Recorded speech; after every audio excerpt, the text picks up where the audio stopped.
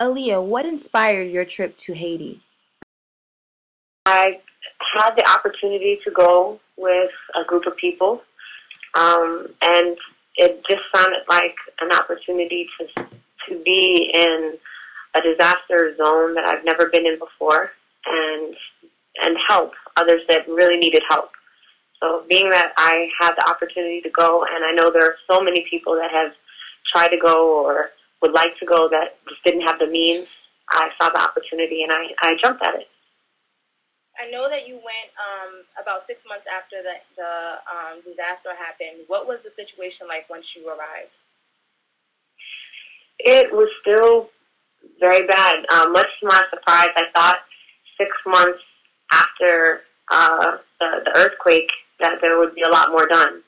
And it actually, a lot of parts seems like the earthquake just happened, which was really sad and shocking to me.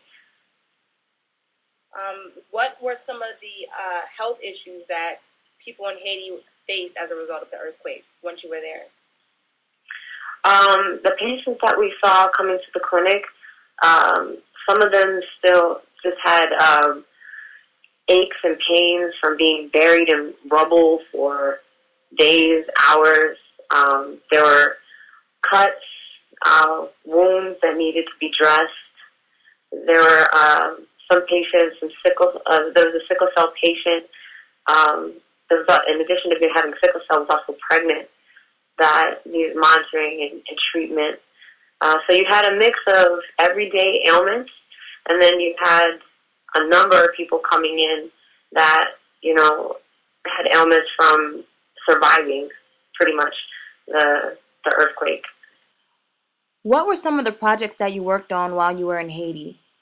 We helped rebuild their pharmacy and their clinic. Currently, one of the clinics that we were helping out with, they were running the clinic out of a lady's boutique who had donated the space so that they could still have the clinic right across the street from the school. So we got their clinic up and running so that they could transition over back to their clinic, and the lady could have her space back. We also did an activity event with the school that was ages first grade through sixth grade. That was right across from the clinic. We bought them books, and they had a little talent show. We played some games with them, and ended up giving some soccer balls away for some of the kids to take home. We also did, the big thing that we did while we were down there was a needs assessment, which we went to 3 clinics there, 2 in Port-au-Prince, 1 in St. Mark, a couple hours away, and we looked at the clinics to see what it was that they would need for subsequent trips, whether that be supplies, to do an inventory, to really discard old drugs that were no longer in use, that had expired, and see what we needed to do to replace them. And also see what other items, such as instrumentation, laboratory tests, and even for the school, a needs assessment for items that the school needed for the kids. What role are the youth playing in reconstructing Haiti? The youth, well, I mean, if you look at, I feel like everyone there, young and old, is doing their best to go back to the norm.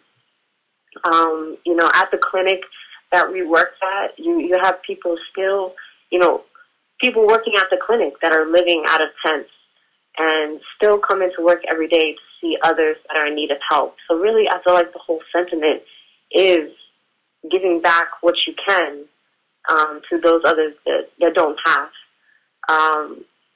Specifically, some of the younger people that are there, there was a pharmacy student actually that worked in the clinic. And he comes in to work every day. He does his studies.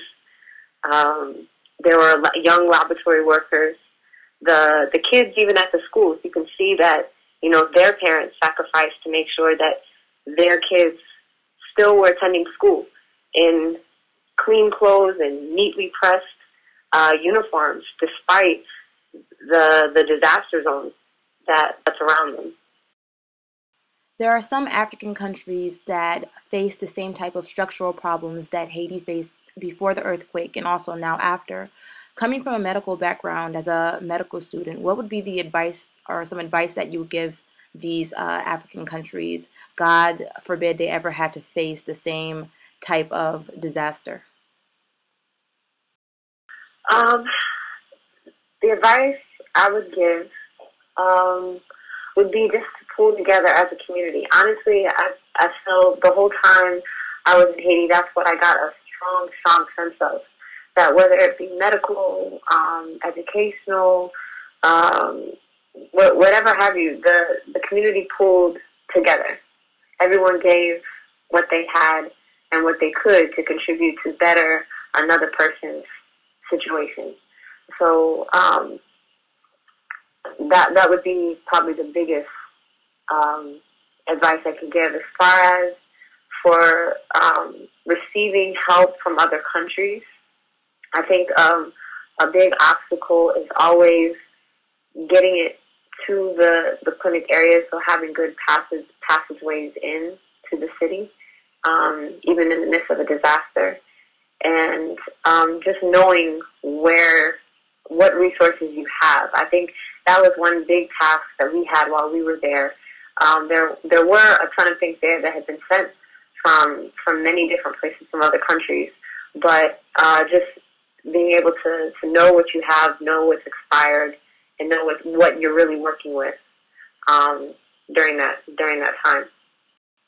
Are you planning on going to any African countries? I know you had talked about possibly going to Ghana. I would love to go to Ghana. I would love to. And I definitely see that in my future. I don't know when yet, unfortunately, due to some family issues. But I would love to go, and I plan to go as soon as the opportunity arises. I would love to go to Ghana. And that's next on my map. People who want to find out more about the Haiti Initiative can go to globalscope.org, right? Yes. Okay. Yes. Okay. They're actually doing another trip this spring. It's actually going to be more geared with pharmacy going down, but they're still doing a lot of work with the clinics there, and they need a lot of help, whether that be monetary donations or people actually going themselves. They do a lot of great work.